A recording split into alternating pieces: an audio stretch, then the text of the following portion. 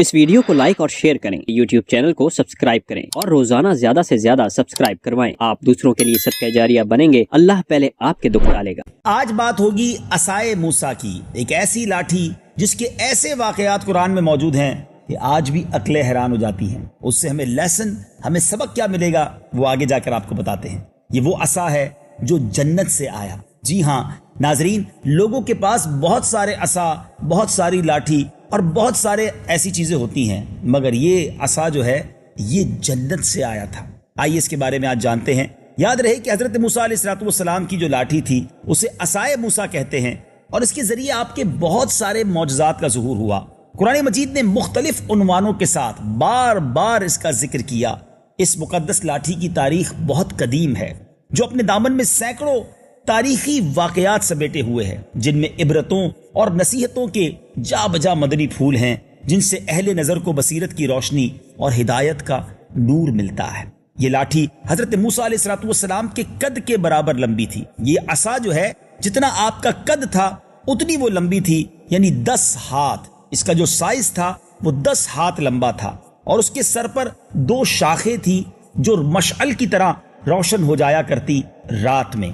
ये जन्नत के दरख्त पीलू की लकड़ी से बनाई गई थी और इसको हजरत आदम अलैहिस्सलाम जन्नत से अपने साथ लाए थे। सुभान अल्लाह। हजरत सैयद अली उजहूरी रहमतुल्लाहि तआला ने फरमाया, हजरत आदम अलैहिस्सलाम अपने साथ ऊद की खुशबूदार लकड़ी, हजरत मूसा अलैहिस्सलाम का असा जो इज्जत वाली पीलू की लकड़ी का था, इंजीर की पत्तियां, हजरे अस्वद जो मक्का मुअज्जमा में है और प्यारे आका अलैहिस्सलाम और नबी मुअज्जम हजरत सुलेमान अलैहिस्सलाम की अंगूठी, ये 5 चीजें जन्नत से अपने साथ लाए थे। सुभान अल्लाह। हजरत आदम अलैहिस्सलाम के बाद ये मुकद्दस असा हजरत अंबिया किराम अलैहिस्सलाम को यके बाद दीगरे मिलता रहा, मीरास के तौर पर, विरासत के तौर पर। यहां तक कि हजरत शुआइब अलैहिस्सलाम को मिला जो कौम मदियन के नबी थे। जब हजरत मूसा अलैहिस्सलाम मिस्र से हिजरत फरमाकर मदियन तशरीफ ले गए और हजरत शुआइब अलैहिस्सलाम की साहबजादी हजरत बीबी सफूरा रदियल्लाहु तआला अन्हा से आपका निकाह हुआ और आप 10 बरस तक हजरत शुआइब अलैहिस्सलाम की खिदमत करते रहे, आपकी बकरियां चराते रहे। उस वक्त हजरत शुआइब अलैहिस्सलाम ने अल्लाह के हुक्म के मुताबिक हजरत मूसा अलैहिस्सलाम को वो असा दे दिया। वो जन्नती लाठी जो है अब हजरत मूसा अलैहिस्सलाम तक पहुंच गई। अब आप अपनी ज़ौजा मोहतरमा को मदियन से लेकर मिस्र तशरीफ ले आए और अब वादी मुकद्दस मकाम तुवा में पहुंचे तो अल्लाह ताला ने अपनी तजल्ली से आपको सरफराज फरमाया, मनसबे रिसालत के शरफ से मुशर्रफ फरमाया। उस वक्त हजरत हक जल्ला मजदहू ने आपसे जिस तरह कलाम फरमाया, अल्लाह ने अपने नबी से किस तरह कलाम फरमाया, इस लाठी, इस असा के बारे में क्या फरमाया। आइए कुरान में ये बात किस अंदाज में मौजूद है, तिलावत कुरान सुनते हैं और तर्जमा सुनते हैं। वमा तिल्का बियमीनिका या मूसा क़ाल हिया असाया अतवक्कअ अलैहा व अहुश्शु बिहा अला गनमी वलिय फीहा मआरिब उखरा। और ये तेरे दाहिने हाथ में क्या है ए मूसा? अर्ज की ये मेरा असा है, मैं इस पर तकिया यानी टे को सहारा लगाता हूँ और उससे अपनी बकरियों पर पत्ते झाड़ता हूँ और मेरे इसमें और काम हैं। नाजरीन, यहाँ मआरिबु उखरा यानी दूसरे कामों पर मैं खर्च करता हूँ या दूसरे काम भी करता हूँ। इसकी तफसीर में हजरत अल्लामा अबुल बरकात अब्दुल्ला बिन अहमद नसफी रहमतुल्लाहि तआला ने इस दूसरे काम की डेफिनेशन बयान की कि और क्या क्या काम हजरत मूसा इससे लेते थे। आप सुनते जाइए और अल्लाह की कुदरत के नजारों को सुनकर शायद आप हैरान भी होते चले जाएंगे। नंबर 1, उसको हाथ में लेकर उसके सहारे चलना। नंबर 2, उससे बातचीत करके दिल बहलाना। नंबर 3, दिन में उसका दरख्त बनकर आपका साया करना। जी हाँ, ये असा दिन में दरख्त बन जाता, हजरत मूसा अलैहिस्सलाम पर साया करता। नंबर 4, रात का इसकी दोनों शाखों का रोशन होकर आपको रोशनी देना। नंबर 5, उससे दुश्मनों, दरिंदों और सांपों, बिच्छुओं को मारना। नंबर 6, कुएं से पानी भरने के वक्त उसका रस्सी बन जाना, यानी वो लाठी रस्सी भी बन जाती थी और उसकी दोनों शाखों का डोल बन जाना। नंबर 7, बवक्ते जरूरत उसका दरख्त बन जाना और आपकी जरूरत के मुताबिक हस्बे ख्वाहिश फल देना। और नंबर 8, उसको जमीन में गाड़ देने से पानी निकल पड़ना। اللہ اکبر، یہ جنتی لاٹھی، یہ جنتی عصا کیسا کمال کا تھا کہ کتنے موقع پر حضرت موسیٰ علیہ السلام کو گویا وہ کام آتا تھا جنت سے جو آیا تھا۔ تو ناظرین، حضرت موسیٰ علیہ السلام اس مقدس عصا سے مذکورہ بالا کام نکالتے رہے، مگر جب آپ فرعون کے دربار میں ہدایت فرمانے کی غرض سے تشریف لے گئے اور آپ کو جادوگروں نے جھٹلایا تو آپ کے اس عصا سے اب بڑے بڑے معجزات کا ظہور ہونا شروع ہو گیا۔ اب 3 معجزات کا ذکر قرآن مجید میں موجود ہے۔ آئیے یہ 3 معجزات آپ سنیے اور اللہ کی قدرت کا نظارہ دیکھنے کی اور سمجھنے کی کوشش کریں کہ میرا رب چاہے اپنے نبی پر جب کرم فرماتا ہے تو اس کے عصا سے گویا ایک لکڑی ہے، مگر کیسے کیسے کمالات کا ظہور ہوتا ہے۔ اب ناظرین، اس عصا کے جو 3 معجزات کا ذکر قرآن میں موجود ہے، اس میں سب سے پہلا معجزہ سبحان اللہ، عصا اژدہا بن گیا۔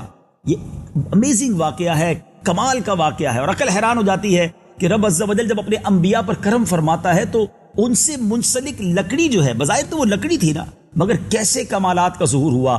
قرآن میں کس انداز میں رب نے اس معجزے کو بیان کیا، آئیے سورہ طٰہٰ پارہ ہے 16 آیت نمبر 65 تا 70، ان 6 آیتوں کی پہلے تلاوت سن لیتے ہیں، ترجمہ سن لیتے ہیں، پھر میں انشاءاللہ تفسیر کے کچھ مدنی پھول پیش کرتا ہوں۔ قالوا يا موسى إما أن تلقي وإما أن نكون أول من ألقى قال بل ألقوا فإذا حبالهم وعصيهم يخيل إليه من سحرهم أنها تسعى فأوجس في نفسه خيفة موسى قلنا لا تخف إنك أنت الأعلى وألق ما في يمينك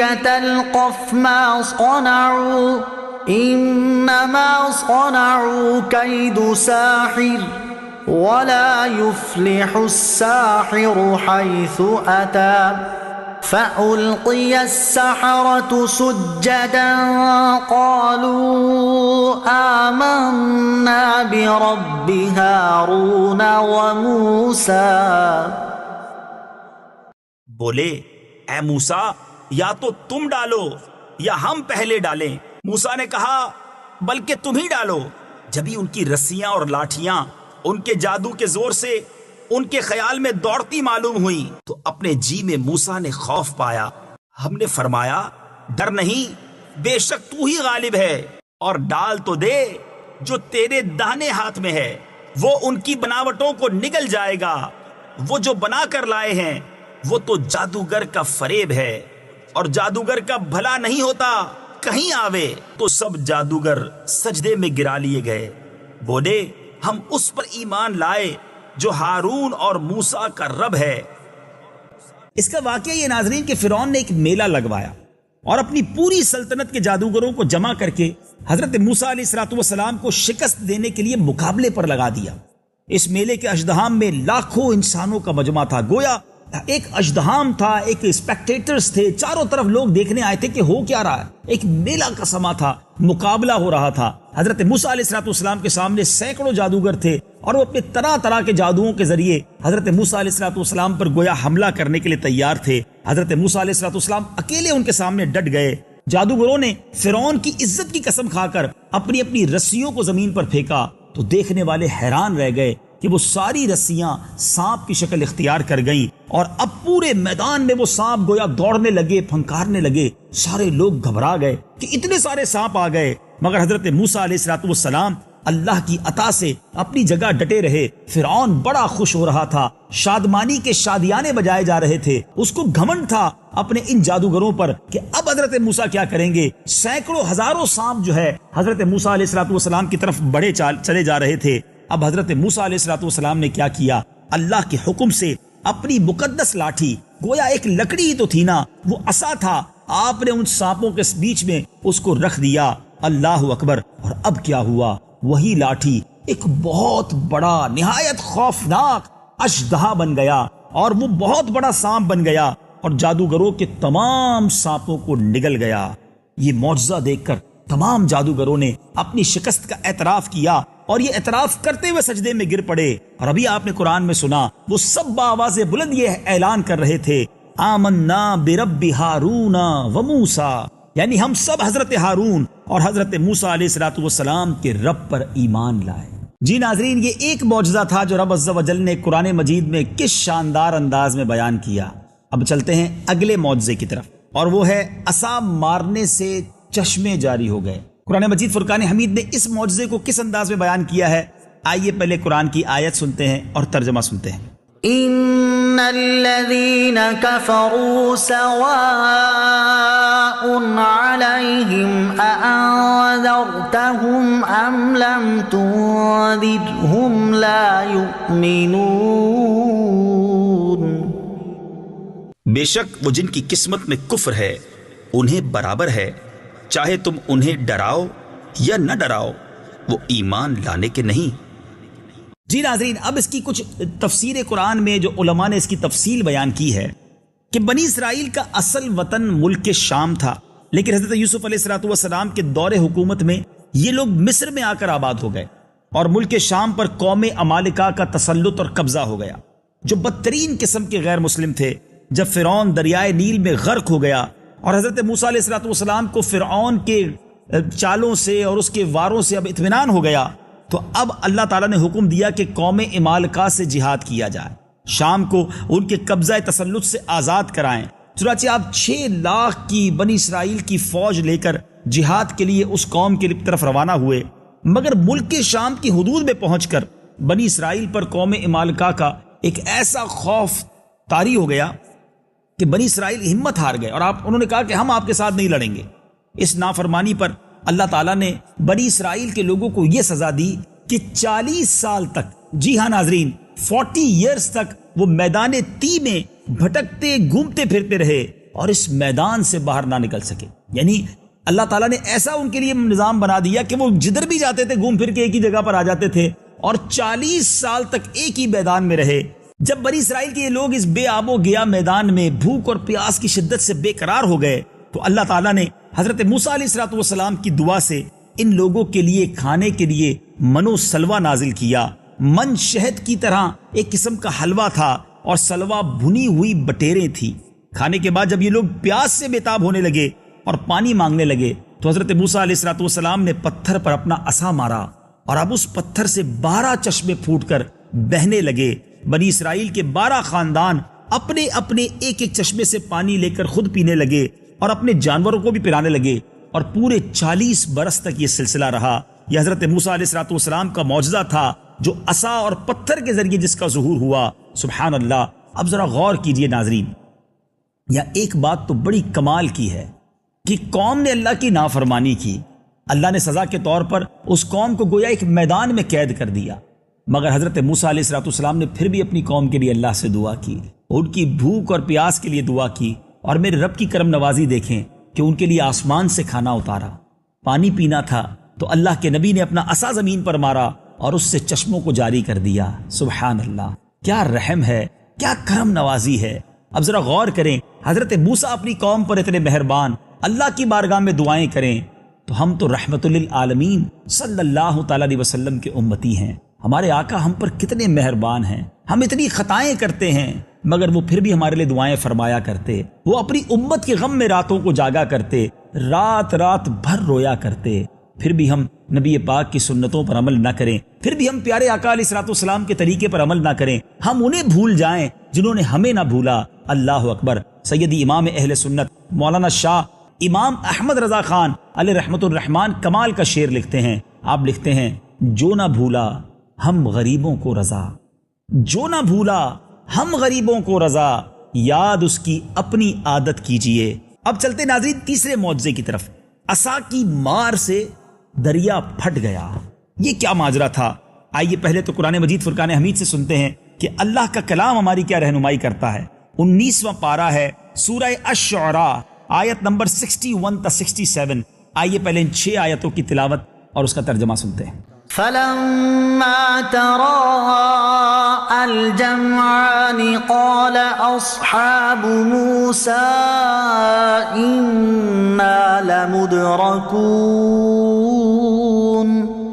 قال كلا إن معي ربي سيهدين فأوحينا إلى موسى أن اضرب بعصاك البحر فانفلق فكان كل فرق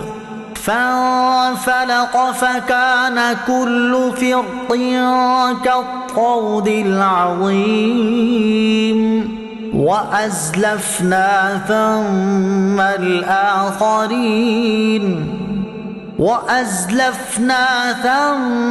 الآخرين وأنجينا موسى ومن معه أجمعين ثم أغرقنا الآخرين إن في ذلك لآية وما كان أكثرهم مؤمنين۔ پھر جب آمنا سامنا ہوا دونوں گروہوں کا، موسیٰ والوں نے کہا ہم کو انہوں نے آ لیا۔ موسیٰ نے فرمایا یوں نہیں، بے شک میرا رب میرے ساتھ ہے، وہ مجھے اب راہ دیتا ہے۔ تو ہم نے موسیٰ کو وحی فرمائی کہ دریا پر اپنا عصا مار، تو جب ہی دریا پھٹ گیا تو ہر حصہ ہو گیا جیسے بڑا پہاڑ، اور وہاں قریب لائے ہم دوسروں کو، اور ہم نے بچا لیا موسیٰ اور اس کے سب ساتھ والوں کو، پھر دوسروں کو ڈبو دیا۔ بے شک اس میں ضرور نشانی ہے، اور ان میں اکثر مسلمان نہ تھے۔ جی ناظرین، اب آئیے مفسرین قرآن نے ان آیتوں کے تحت جو واقعہ بیان کیا ہے وہ سنتے ہیں۔ حضرت موسیٰ علیہ السلام ایک مدت دراز تک فرعون کو ہدایت فرماتے رہے، آیات و معجزات دکھاتے رہے، مگر اس نے حق کو قبول نہ کیا، بلکہ اس کی شرارت اور سرکشی اور بڑھتی چلی گئی۔ بنی اسرائیل نے چونکہ اس کی خدائی کو تسلیم نہیں کیا، اس لیے ان مومنین کو بہت ظلم و ستم کا فرعون نے نشانہ بنایا۔ اسی دوران حضرت موسیٰ علیہ السلام پہ یکدم ایک وحی نازل ہوئی کہ آپ اپنی قوم بنی اسرائیل کو لے کر راتوں رات مصر سے ہجرت کر جائیں۔ چنانچہ حضرت موسیٰ علیہ السلام بنی اسرائیل کو لے کر رات میں مصر سے روانہ ہو گئے۔ جب فرعون کو پتا چلا کہ ماجرا کچھ ہے، راتوں رات ہجرت ہو رہی ہے، اپنے لشکروں کو لے کر بنی اسرائیل کی گرفتاری کے لیے چل پڑا۔ جب دونوں لشکر ایک دوسرے کے قریب ہو گئے تو بنی اسرائیل فرعون کے خوف سے چیخ پڑے کہ اب تو ہم فرعون کے ہاتھوں گرفتار ہو جائیں گے، اور بنی اسرائیل کی پوزیشن بڑی نازک تھی۔ اسی عالم میں حضرت موسیٰ علیہ السلام بڑے سیٹسفائیڈ تھے، بڑے مطمئن تھے، اپنی قوم کو تسلیاں دے رہے تھے۔ جب دریا کے پاس پہنچے، دریائے نیل کے قریب پہنچے، اللہ تبارک و تعالیٰ نے حضرت موسیٰ علیہ السلام کو حکم دیا اپنا عصا، اپنی لاٹھی اس دریا پر مارو۔ ناظرین، جیسے ہی آپ نے دریا پر وہ لاٹھی ماری، دریائے نیل کی طغیانی کے دوران اس کے اندر 12 راستے نکل آئے، 12 سڑکیں بن گئیں۔ بنی اسرائیل کی جو قوم تھی ان سڑکوں پر چلتی ہوئی سلامتی کے ساتھ وہ دریا پار کر گئے۔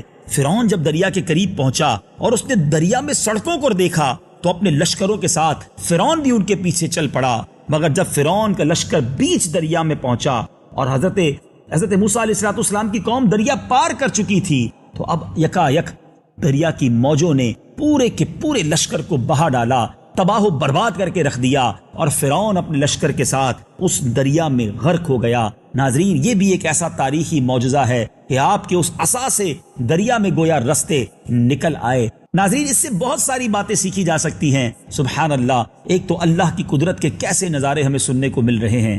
ان اللہ علی کل شیء قدیر، سبحان اللہ۔ اور رب عز و جل جب چاہے، جس چیز سے چاہے، اپنے کرم سے ایسے کمالات کا ظہور فرما دے کہ آج رہتی دنیا جب بھی سنتی ہے ایمان تازہ ہو جاتا ہے۔ اور حضرت موسیٰ علیہ السلام جو کلیم اللہ ہیں، اللہ نے ان کو کیسے کیسے معجزات سے نوازا، اور فرعون جو اتنی باتوں کو دیکھنے کے باوجود، ذرا سوچئے نا، اس کے جادوگر تو حضرت موسیٰ علیہ السلام پر ایمان لے آئے، مگر فرعون نے ظاہری بہت ساری نشانیاں دیکھنے کے بعد بھی وہ اللہ اور اس کے رسول پر ایمان نہ لایا، اور آخر کار دریائے نیل میں غرق ہو گیا۔ اس واقعے سے ایک سبق یہ بھی ملتا ہے کہ ہر فرعون کا غرق ہونا ہی ہے، ہر فرعون کو تباہی ہونا ہے۔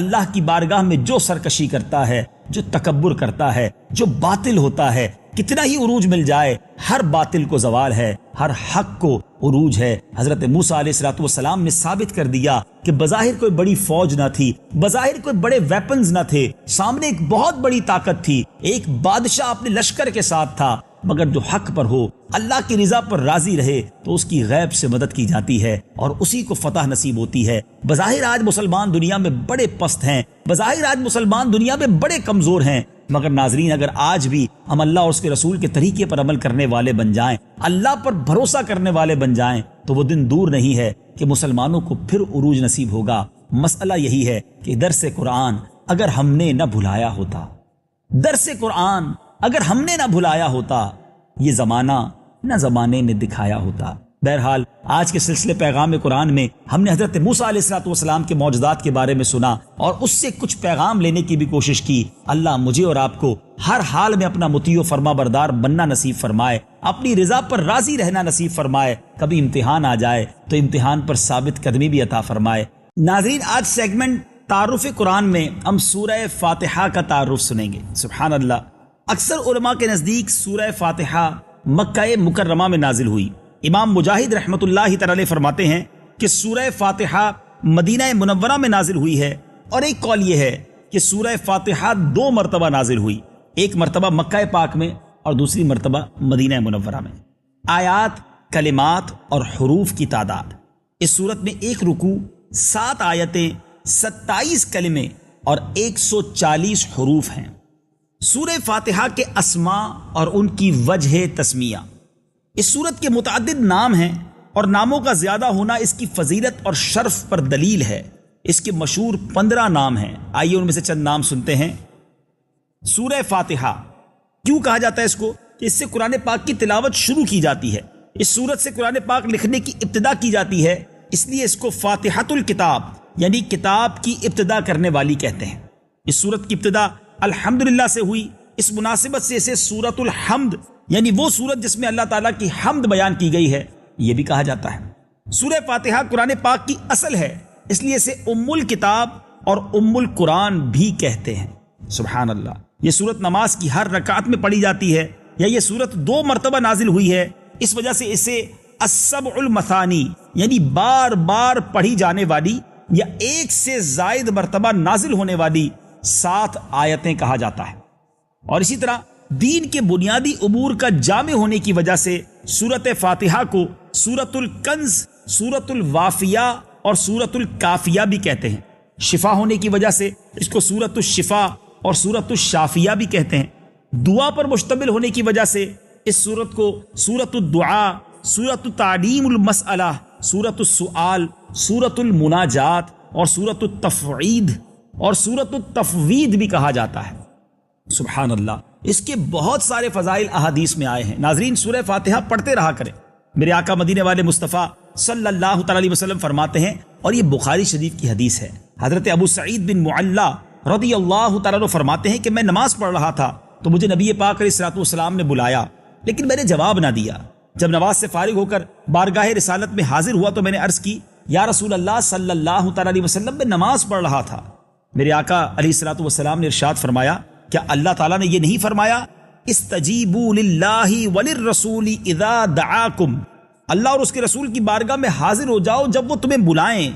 پھر ارشاد فرمایا، کیا میں تمہیں تمہارے مسجد سے نکلنے سے پہلے قرآن کریم کی سب سے عظیم سورت نہ سکھاؤں؟ پھر آپ علیہ السلام نے میرا ہاتھ پکڑ لیا۔ جب ہم نے نکلنے کا ارادہ کیا تو میں نے عرض کی، یا رسول اللہ صلی اللہ تعالی علیہ وآلہ وسلم، آپ نے فرمایا تھا کہ میں ضرور تمہیں قرآن مجید کی سب سے عظمت والی سورت سکھاؤں گا۔ ارشاد فرمایا، وہ سورت الحمدللہ رب العالمین ہے، یہی 7 مثانی اور قرآن عظیم ہے جو مجھے عطا فرمائی گئی۔ سبحان اللہ، سبحان اللہ، قرآن پاک کی گویا اس حدیث میں سب سے بڑی عظمت والی سورت سورہ فاتحہ کو کہا گیا۔ حضرت عبداللہ ابن عباس رضی اللہ تعالیٰ عنہ فرماتے ہیں کہ ایک فرشتہ آسمان سے نازل ہوا اور اس نے سید المرسلین صلی اللہ تعالی علیہ وسلم کی بارگاہ میں سلام پیش کر کے عرض کی، یا رسول اللہ صلی اللہ تعالی علیہ وسلم، آپ کو ان 2 نوروں کی بشارت ہو جو آپ کے علاوہ کسی نبی کو عطا نہیں کیے گئے، اور وہ 2 نور یہ ہیں، سورہ فاتحہ اور سورہ بقرہ کی آخری آیتیں۔ ناظرین، سورہ فاتحہ کو اپنا ورد رکھیے، اس کی برکتیں لوٹیے۔ اس سورت میں بہت سارے مضامین ہیں چند مضامین بیان کر دیتا ہوں۔ اس صورت میں اللہ تعالیٰ کی حمد و ثنا کا بیان ہے، اللہ تعالیٰ کے رب ہونے، اس کے رحمان اور رحیم ہونے، نیز مخلوق کے مرنے کے بعد دوبارہ زندہ کیے جانے اور قیامت کے دن ان کے اعمال کی جزا ملنے کا ذکر ہے۔ صرف اللہ تعالیٰ کی عبادت کا مستحق ہونے اور اس کے حقیقی مددگار ہونے کا تذکرہ ہے۔ دعا کے آداب کا بیان اور اللہ تعالیٰ سے دین حق اور صراط مستقیم کی طرف ہدایت ملنے، نیک لوگوں کے حال سے موافقت اور گمراہوں سے اجتناب کی دعا مانگنے کی تعلیم ہے۔ رب کریم مجھے اور آپ کو قرآن پاک سے سچی محبت عطا فرمائے۔